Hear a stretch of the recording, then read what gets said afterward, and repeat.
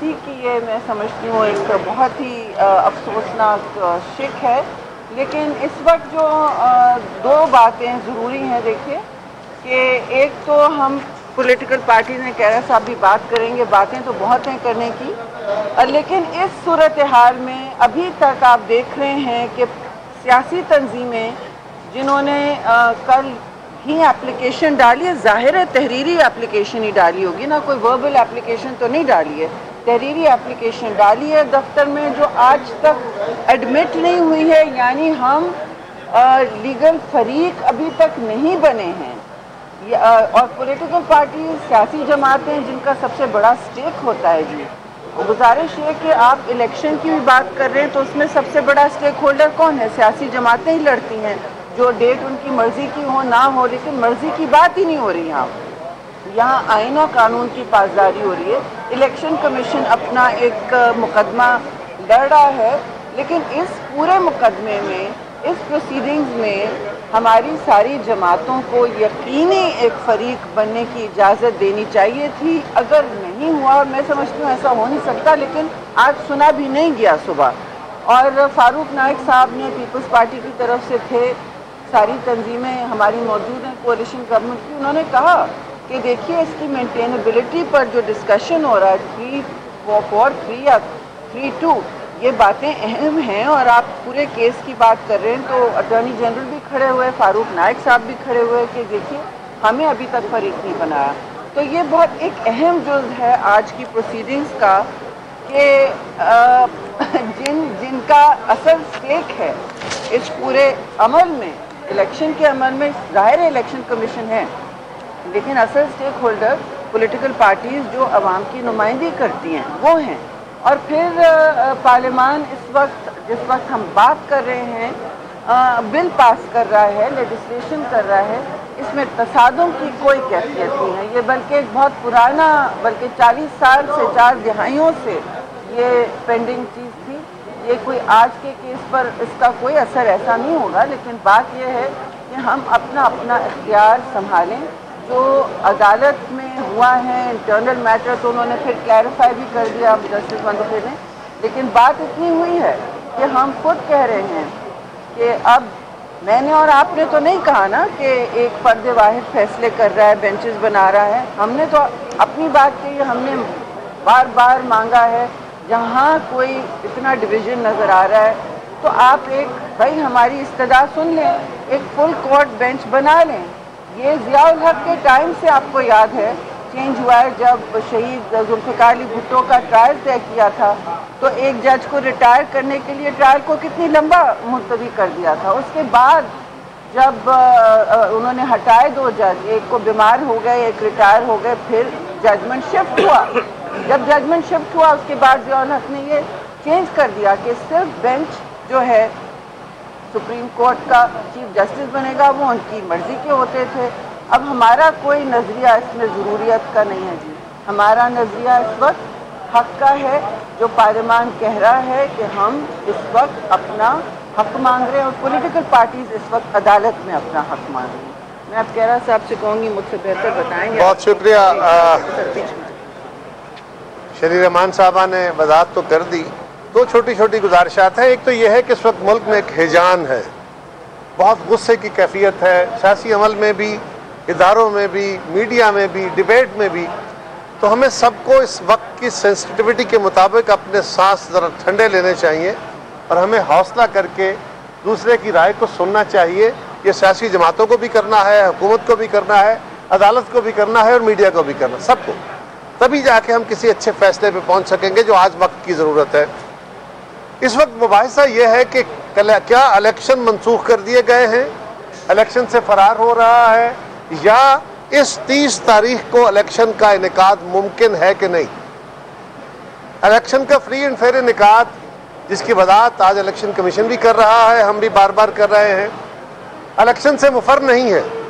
Election commission ने सिर्फ अपने तय इलेक्शन नहीं कराना। अगर इस वक्त मरदमशुमारी के अमल में फौज और हमारी प्रोविंशियल गवर्नमेंट के जो मुलाजमीन हैं, पुलिस भी और उनके बाकी स्टाफ भी, वो जो इलेक्शन कराने के लिए सिक्योरिटी और दीगर ड्यूटियां देते हैं, वही अमला सारा लाखों की तादाद में इस वक्त जो सेंसस के अमल में शामिल है, क्या ये बात दुरुस्त है? और क्या इस अमले और फोर्सेस की अदम मौजूदगी में फेयर एंड फ्री इलेक्शन का इनेकाद मुमकिन है? सिक्योरिटी सिचुएशन भी अपनी जगह होगी, माली मसाइल का भी एक मसला है, लेकिन पहले तो टेक्निकली क्या इनेकाद मुमकिन है, ये काम जिसका है वो इलेक्शन कमीशन है, उसने जज करना है और इंफॉर्मेशन उसने लेनी है उन इदारों से। ये जजमेंट अदालतों में नहीं होगी, अदालत के पास वो सारी डिटेल्स नहीं आएंगी, अदालत वो सारी मीटिंगें नहीं कर रही। सो हमें जो इलेक्शन कमीशन की जजमेंट है उसको आज़ादी से अपना काम कर देना चाहिए। हाँ, अगर ये है कि इनेकाद मुमकिन है, सेंसस नहीं हो रहा और ये फोर्सेस अवेलेबल हैं, तो फिर एक और सूरत है, उसके ऊपर मुबाहिसा किया जा सकता है। ये एक सीरियस इशू है। आज ये भी हमने देखा है कि इलेक्शन कमीशन के सीनियर वकील को आज अदालत ने अलाउ नहीं किया और उनके जो वकील हैं वो आज अपनी बात कर रहे हैं। सीनियर क़यादत पीपल्स पार्टी की इस वक्त गुफ्तगू कर रही है, जबकि दूसरी जानिब देखा जा सकता है कि कौमी असम्बली का इजलास इस वक्त जारी है और वज़ीर कानून इज़हार ख्याल कर रहे हैं। बिल को क्लियर किया, उसमें कुछ तरामीम जो थी वो तजवीज़ की गई और उन तरामीम के साथ जो है वो रिपोर्ट ले की गई जी। तो ये सर वो थोड़ा सा बैकग्राउंड था जनाब speaker. May I move, sir? I move under Rule 288 of the Rules of Procedure and Conduct of Business in the National Assembly 2007. Minister साहब, सर ये कमेटी की रिपोर्ट जो है वो ले हो पहले। चेयरमैन तो अंडरस्टैंडिंग थी कि ले जी करवानी है technically. Chairman standing committee law and justice to lay the report please. आप मूव कर दें।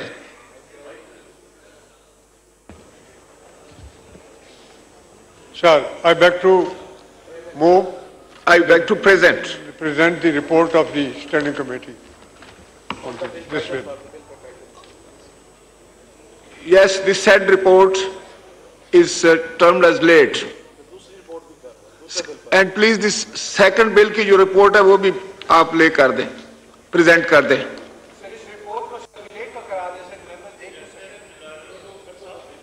असेंबली का इजलास इस वक्त स्पीकर आपको बताएं कि स्पीकर राजा परवेज अशरफ की ज़ेर सदारत कौमी असम्बली का इजलास इस वक्त जारी है। आपसे कुछ देर कबल आपको बताएं कि वज़ीर कानून इज़हार ख्याल कर रहे थे, गुफ्तगू की जा रही है, कुछ बिल के हवाले से कुछ बिल की कॉपीज़ मांगी जा रही हैं। अपने नाज़रीन को हम बता रहे हैं कि स्पीकर राजा परवेज अशरफ की ज़ेर सदारत कौमी असम्बली का इजलास जारी है, जबकि दूसरी जानिब देखा जा सकता है विंडो में इस वक्त मौजूद है सीनियर क़यादत पीपल्स पार्टी की, जो कि गुफ्तगू कर रही है। शरी रहमान मौजूद हैं। इसके साथ साथ आपको बता दें कि कमर ज़मान कायरा वहीं पर मौजूद हैं, जो कि अब से कुछ देर कबल मीडिया से गुफ्तगू कर रहे थे, अभी भी गुफ्तगू कर रहे हैं कमर ज़मान कायरा। जबकि समा की स्क्रीन इस वक्त दो हिस्सों में तकसीम है। एक जानिब कौमी असम्बली का जो सेशन इस वक्त जारी है वो हम आपको दिखा रहे हैं, जबकि दूसरी जानिब ये अहम प्रेस कॉन्फ्रेंस जो कि मीडिया से गुफ्तगू की जा रही है पीपल्स पार्टी की सीनियर क़यादत की जानिब से, वो आप मुलाहिजा कर सकते हैं। 6 प्रोविजंस हैं इसमें जी। So sir order I intend to move, sir, under Rule 288 of the Rules of Procedure and Conduct of Business in the National Assembly 2007 that the requirements of Sub-Rule 2 of Rule 123 of the said rules be suspended in order to take up item number 9B to 9E, sir. Now I put the motion as moved to the House. All those in favor of it may say aye. All those against it may. I think the ayes have it and the motion is adopted. Adopted. Senator Azam Nazir Tarar, Minister for Law and Justice, to move item number 9B. Mr. Speaker, I intend to move that bill to provide for certain practices and procedures of the Supreme Court, the Supreme Court Practice and Procedure Bill 2023, as reported by Standing Committee Law and Justice, be taken into consideration at once. Okay. Anybody wants to? Ji, Maulana Abdul Akbar Chitrali Sahab. कौमी assembly का आपको बता दें कि bill में कुछ तरामीम तजावीज़ की गई हैं। वज़ीर कानून की जानिब से ये कहा गया है। साथ ही आपको बताएं कि निज़ाम इंसाफ के बड़े स्टेक होल्डर्स बार एसोसिएशन हैं। बार एसोसिएशन के अहदेदारान ने इस बिल को सपोर्ट किया है। अब से कुछ देर कबल वज़ीर कानून गुफ्तगू कर रहे थे, इजहार ख्याल कर रहे थे कौमी असम्बली में, जिसमें उनकी जानिब से ये वाज़े कर दिया गया है। बिल में कुछ तरामीम तजावीज़ की गई हैं। वज़ीर कानून की जानिब से ऐसा कहा गया है। साथ ही उनकी जानिब से ये भी कहा गया है कि बार एसोसिएशन के अहदेदारान ने इस बिल को सपोर्ट किया है। निज़ाम इंसाफ के बड़े स्टेक होल्डर्स बार एसोसिएशन है, जबकि इससे कबल भी कुछ रहनुमाओं की जानिब से गुफ्तगू की गई है, जिसमें कहा गया है कि सियासी जमातों के अलावा भी स्टेक होल्डर्स हैं, सबको मिल बैठना होगा। कायमा कमेटी की तरफ से तजावीज़ पेश की गई हैं, जबकि आवाम को भी अदालती मामलात में आसानी होगी। इस बिल के हवाले से आपको अपडेट कर रहे हैं। जो तरामीम इस वक्त की जा रही हैं या जिन पर गुफ्तगू की जा रही है, इजहार ख्याल की जा रहा है, इस हवाले से आपको ये अपडेट करते चलें कि आज़म नज़ीर तारड़ की जानिब से कहा गया है कि आवाम को भी अदालती मामलात में कुछ आसानी हो जाएगी। कायमा कमेटी की तरफ से तजावीज़ पेश की गई हैं। बार एसोसिएशन के अहदेदारान ने इस बिल को सपोर्ट किया है। अब से कुछ देर कबल इजहार ख्याल किया जा रहा था वज़ीर कानून आज़म नज़ीर तारड़ की जानिब से कौमी असम्बली के फ्लोर पर, और वो गुफ्तगू कर रहे थे। बिल में कुछ तरामीम तजावीज़ की गई हैं, उनकी जानिब से ये बताया गया है, जबकि निज़ाम इंसाफ के बड़े स्टेक होल्डर्स बार एसोसिएशन भी हैं। और इस वक्त आपको बता रहे हैं कि ये इजलास भी इस वक्त जारी है, जबकि तबा फिर से हम आपको राह रास्त ले चलते हैं। कमर ज़मान कायरा इस वक्त मीडिया से गुफ्तगू कर रहे हैं। ये इससे ताल्लुक नहीं है, क्योंकि इसका आज 2 दिन मैक्सिमम, हम तो नहीं कह सकते बेंच कैसे चलेगा, कब प्रोसीडिंग होगी, लेकिन अभी सेनेट में बिल जाएगा, उसके बाद वो कानून बनेगा। उसका टाइमिंग ही ऐसी नहीं है जी। यार शेख साहब खड़े हैं।